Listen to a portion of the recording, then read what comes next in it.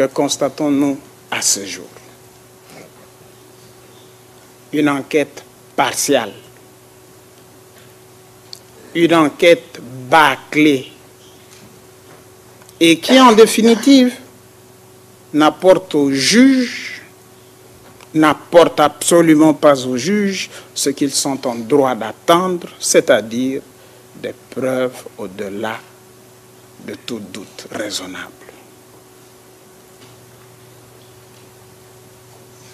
J'ai dit enquête partiale.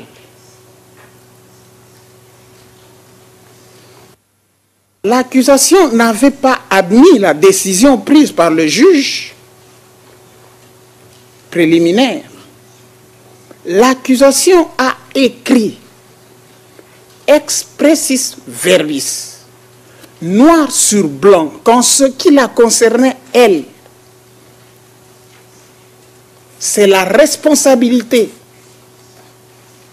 partagée de coperpétration prévue à l'article 25.3a avec M. Patassé qui demeurait acquise et que c'est seulement à titre alternatif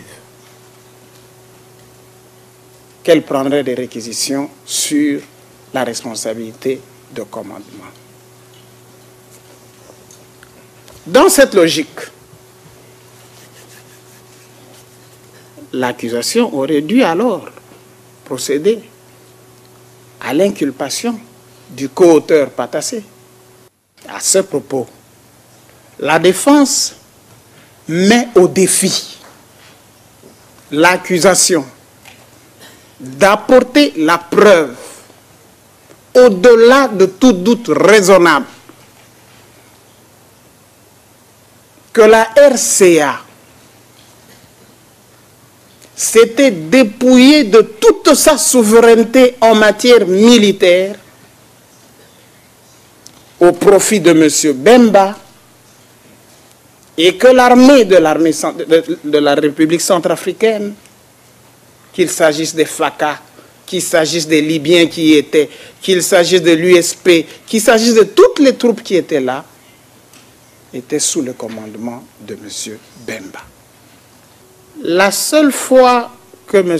Bemba a eu l'occasion de parler devant la cour, il a tenu ces mots. Je veux être jugé, non seulement pour prouver mon innocence, mais aussi pour laver mon nom aux yeux du monde entier, de mon épouse, de ma famille et de mon père. Les seuls éléments qu'on peut suivre, c'est que le procureur a fait une enquête très partielle et que s'agissant du commandement,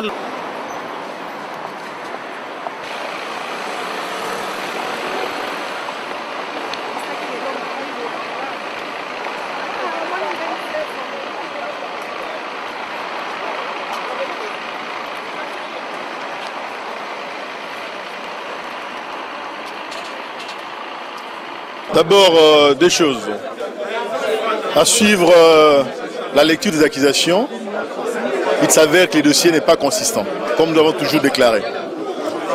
Puisque malgré les 90 minutes accordées à l'accusation, les trois intervenants se sont mis à tourner autour du même point qui n'apporte rien de nouveau et qui ne cadre même pas avec la réalité. À un moment donné, je crois même la déclaration a frisé les ridicules. Lorsque le procureur déclare que la région de l'Équateur est une région qui est riche en mines, en minerais et qui a des grandes mines d'or à l'Équateur, cela contredit même la topographie et la géographie de notre pays. Ensuite, comme vous l'aurez aussi remarqué, le procureur a passé tout son temps à sonnoler, à dormir. C'est pour démontrer aussi l'intérêt qu'il lui attache à son dossier.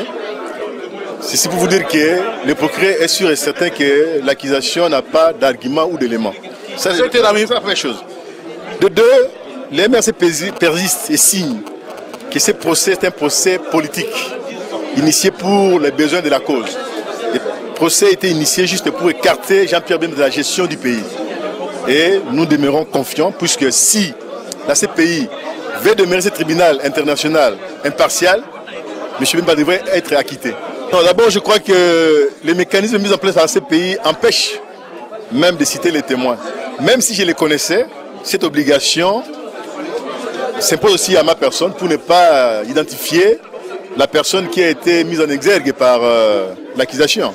Donc, souffrant encore de garder, comment dirais-je, cette personne anonyme et gardant les secrets de l'accusation. Mais il y a un fait à relever, il n'est pas décent que l'accusation puisse reposer ces éléments de preuve sur des gens qui étaient mécontents dans le cadre de la gestion du MLC. On ne va pas recourir à ceux qui nous ont quittés ou bien à ceux qui ont été lésés par la gestion courante du parti pour en faire des témoins principaux de l'accusation. Autre élément, comment peut-on reposer une accusation pour une affaire aussi sérieuse sur des déclarations, les écrits de la presse internationale? Depuis quand les articles de presse internationale deviennent aujourd'hui des éléments de base ou des éléments de preuve irréfutables pour un procès aussi important? Je crois aujourd'hui, ce qui importe pour le procureur, c'est justifier les fonds lui alloués comme budget pendant de longues années, puisqu'il a eu le temps de faire des enquêtes, des recherches, mais qui, en fin de compte, accouche d'une souris. Nous aurions compris que l'accusation nous parle de preuves sérieuses, tangibles, n'est-ce pas, évidentes. Mais là, l'accusation recourt, vous verrez une personne qui viendrait confirmer que sa fille avait été violée. Et nous sommes heureux d'apprendre par la bouche même de l'accusation que Jean-Pierre Bemba n'est pas individuellement responsable. Serve donc pour l'accusation, M. Bemba doit être le bouc émissaire pour justifier de l'existence de la CPI. Puisque comme vous le savez, depuis que cette tribunal a été mise en place, il n'y a rien, jamais de sérieux. Et la preuve, c'est que les pays bien organisés, comme les États-Unis, comme la Chine, comme l'Union soviétique, la Russie, j'en citerai d'autres, n'ont jamais adhéré à ces textes-là, puisque nous croyons que c'est un mécanisme mis en place pour que les puissants briment les faibles. C'est des aléas du direct. Donc vous êtes le représentant du MLC ici au Benelux. Le procès se passe, on peut dire, sur votre territoire. Quelle est la participation ou la mobilisation que vous avez faite justement pour que la voix de Jean-Pierre Bemba soit entendue aujourd'hui? Merci beaucoup Fabien, c'est vraiment une joie parce que le constat est clair, le peuple congolais debout comme un seul homme, toute la diaspora, en tout cas de Bruxelles, de la Hollande, de la France, de Londres, sont ici pour encourager Jean-Pierre Bemba dans cette démarche injuste qui lui était infligée. Comme cela vient d'être explicité avec détail par l'honorable Adam Bombolé, le procès politique imposé à Bemba, en tout cas nous en sortirons victorieux.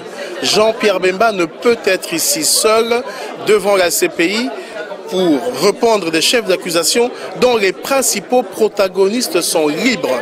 Il s'agit de M. Patassé, de M. Bozizé. C'est totalement incompréhensible. C'est la raison pour laquelle tous les Congolais sont venus encourager, soutenir Jean-Pierre Bemba. Et la preuve en est, les caméras sont là. Ils pourront immortaliser ce moment. Plus d'une centaine de Congolais sont venus, laissant leurs occupations habituelles pour soutenir le MLC et soutenir Jean-Pierre Bemba. Mais au moment où nous parlons, il y a déjà la première partie de l'audience qui vient de se terminer, donc de l'ouverture de ce procès. Vous restez toujours confiant ou bien il y a quand même matière à un peu d'inquiétude? Non, absolument.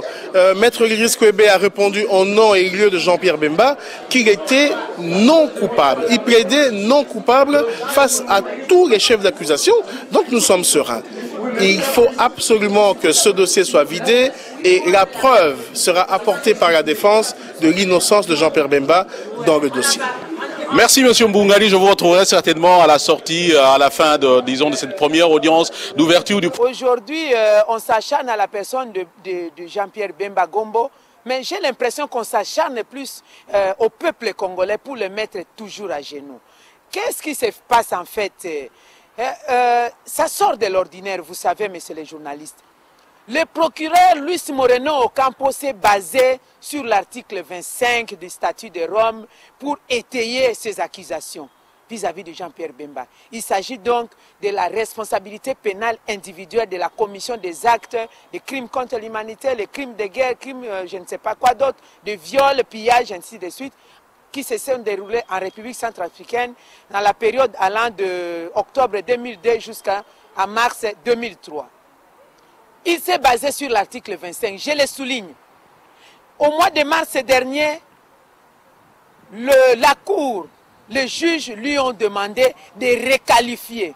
Autrement dit, lorsqu'on demande au procureur de requalifier ces accusations, ces éléments, c'est-à-dire les 10 000 pages de Luis Moreno Ocampo sont nulles et de nul effet vis-à-vis de Jean-Pierre Bemba. M. Moreno Ocampo le sait, il est en train de jouer un agenda politique, nous le savons tous.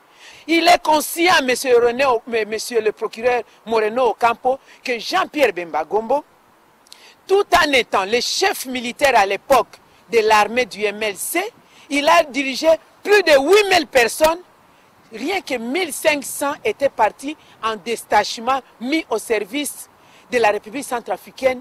Il n'a pas dirigé les opérations militaires là-bas. Il n'a pas fait partie de la chaîne de commandement. Il y avait un chef de l'État élu qui avait demandé rescousse au nom des institutions africaines, régionales africaines. Il y avait des chefs de l'État qui ont demandé à Jean-Pierre Bemba, vous êtes proche, apportez de la rescousse à votre aîné qui est là-bas, qui en a besoin. Il y avait un chef d'état-major, il y avait le ministre de la Défense, le chef d'opération militaire sur terrain. Mais enfin, il y avait les militaires centrafricains, il y avait des militaires tchadiens, il y avait tant d'autres. Il n'y avait pas que les militaires du MLC, à moins qu'on me dise comme État, la République centrafricaine n'existait plus et la survie de la République centrafricaine ne se reposait plus qu'aux 1500 militaires envoyés par Jean-Pierre Bemba en République centrafricaine. Moreno Ocampo le savait, c'est pourquoi il a dit qu'il ne peut pas prendre les arguments de l'article 28 du statut de Rome, parce que là, il ne peut pas avoir Jean-Pierre Bemba Gombo. Il a voulu prendre le summum, le superlatif des accusations, la responsabilité pénale individuelle. Là encore, il a échoué lamentablement. Aujourd'hui, le monde sait que Jean-Pierre Bemba est lavé de tout suivre, d'être appelé criminel international. Moi, je dis, c'est un procès politique. Vous avez suivi l'audience de confirmation des charges au mois de janvier, messieurs les journalistes. C'est vous qui étiez là, qui couvrez les manifestations.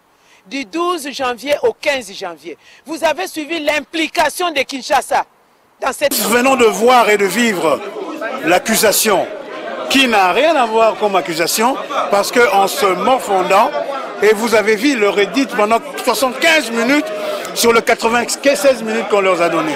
Quand vous voyez le procureur général ainsi le procureur de la République et ses deux substituts, nous nous posons la question.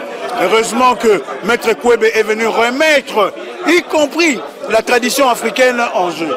C'est que par contre que je voudrais signaler, les numéros de témoins qui se disent témoins avec vérité, pourquoi doivent-ils être masqués et cachés? C'est pour cela que nous lançons un appel à la population congolaise de surveiller tous les acteurs politiques qui sortiront de ce pays pour que nous puissions avoir le cœur apaisé que réellement il y a des gens qui veulent nuire à la vie de Jean-Pierre Bemba Gombo rien que pour un but politique. Parce que la plupart de ses amis, entre guillemets, aujourd'hui ne sont plus avec lui. Ils sont avec qui?